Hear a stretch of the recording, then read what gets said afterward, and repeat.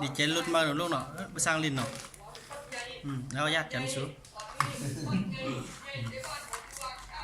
ญาติลุดกันนะเอา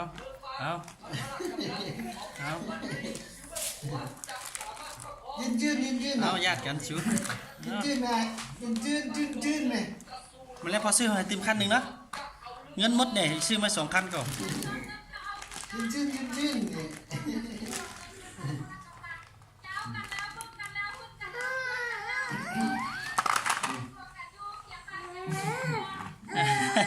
เอาญาติกันยืนมา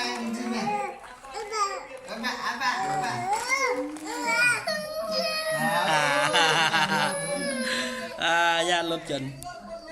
เฮ้ยลูก